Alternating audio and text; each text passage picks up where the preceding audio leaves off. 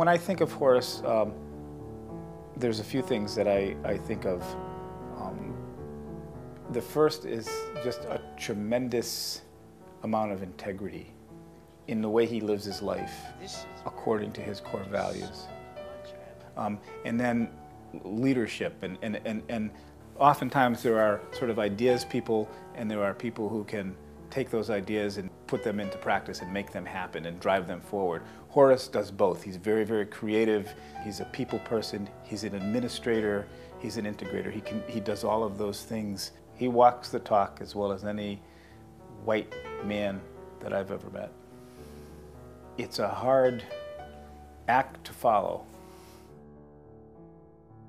I think that one thing about Horace and community change is the depth and breadth of the work of working against racism and working to create beloved community, however you think about what it is we're working towards. And Horace does it as his life work. And even though it ends up being framed in terms of what you're working against, which is working against racism, I think Horace and the organization also really come from a place of a vision of what's possible. They come out of a time where that vision was very alive and are carrying that forth. I don't think understanding Horace is very difficult. Horace's sense of justice is so complete and resolute that, if you understand that and you accept that as who Horace is, that's what he lives and breathes, that's what he does. I think he understands the weaknesses the rest of us have. I mean, I don't think he expects any of us to live up to his standards necessarily, but I think he does expect us to try, and I think that's part of the bargain you strike by benefiting from being around Horace, is that he expects us to do our best and be our most honest with each other. So I always said I had three elders. I had a Native American elder who is Medicine Story, who's still walking. I had an African elder who was Baba Olatunji, who's now gone to spirit. And then I have a white elder, who would be Horus. And these are people that I look up to, that I receive guidance from both on a physical plane and a spiritual sense. And just as role models, as people that, gee, if I could live my life and be and accomplish and be what they were, or even a part of it, I would feel like I'd be doing something good to change the world.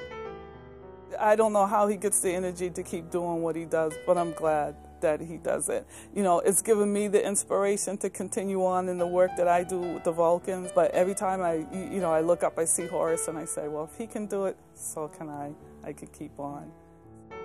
Horace is actually my role model, because what I want to aspire to be is the guy who wakes up every morning, that sees every day as a new opportunity to make a difference. I see it now, but sometimes I get weary. I want to make it a habit. He makes that a habit.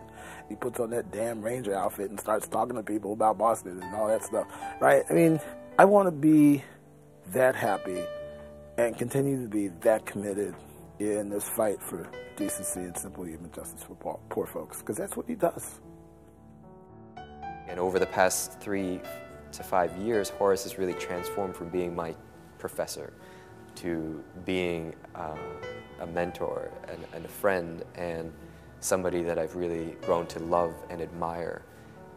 And there are so many great moments where he would be in the middle of a class and just get so animated, just kind of yelling, and seeing this 80-plus-year-old man curse in front of a classroom of undergraduates, and just to see that kind of energy explode out of Horace. I mean, you can't teach that. That's not part of the pedagogy, so to speak. That's not something you learn. That's something that you feel. He cares, deeply cares about issues of institutional and structural racism. He's an abolitionist in his own right. He wants to change the face of this thing called racism that America has been in denial about, understanding that he's only one person, but that one person can make a lot of difference in a lot of people's lives. One should live fully one should love wastefully, and one should seek the courage to explore the ground of all being.